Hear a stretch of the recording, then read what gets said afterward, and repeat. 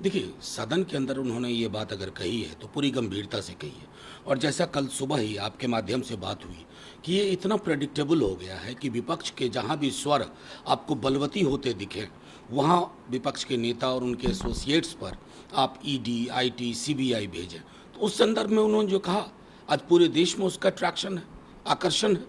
तमाम विपक्ष के दल के नेता ये कह रहे हैं, कमाल की बात है भाई, कल विश्वास का मत था और कल के दिन आपने अपने संस्थाओं के माध्यम, संगठनों के माध्यम से, और मैं तो अब इसको कतई नहीं मानता हूं कि ये सीबीआई है या ईडी है या आईटी है, ये बीजेपी के दफ्तर में बैठते हैं, वहां से ऑर्डर हासिल करते हैं, वहीं से एग्जीक्यूशन प्लान तय करते हैं और वहीं से आगे बढ़ते हुए किसी के छत पे जाकर के टर टर करने लगते हैं।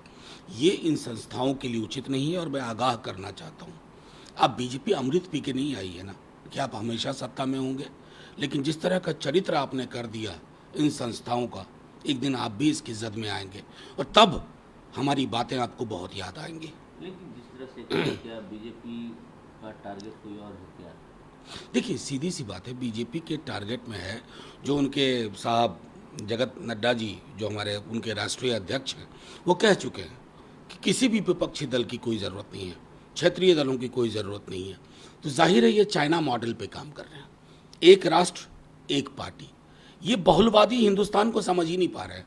ये तो गांधी को कब नोट पर से हटाएं और चौक चौराहों से उनकी मूर्तियां हटा दें, बस अब वही बाकी है। कल ग्रैंड अलायंस ने बहुमत भी हासिल कर लिया विधानसभा में। देखिए, ग्रैंड अलायंस ने सिर्फ बहुमत हासिल नहीं किया, बिहार और बिहार की राजनीति में जो जन उभार की राजनीति है, जो एक व्यापक लोगों का गठबंधन है, जिसको मैं कहता हूँ पीपुल्स अलायंस, वो जीता है। और कल जब मैंने भाजपा की सदन के अंदर नीति देखी, मुझे लगा कि उनको अभी तक ये नहीं पता है कि उनको करना क्या है। कभी बाहर जाते थे, कभी अंदर आते थे और प्रक्रिया, नियमावली, किसी भी चीज़ को का पालन करने से इनकार कर रहे थे। तो मुझे तो एक विपक्ष बहुत महत्वपूर्ण होता है। तेजस्वी जी विपक्ष में थे, हमारी पार्टी विपक्ष में थी, तर्क और आंकड़ों पे बात हुआ करती थी। वो चीज़ें मिस कर रही हैं। बीजेपी को चाहिए कि प्रशिक्षण अपने लोगों को दे, या अगर ज़रूरत हो तो किसी बाहर को आउटसोर्स करके प्रशिक्षण दे।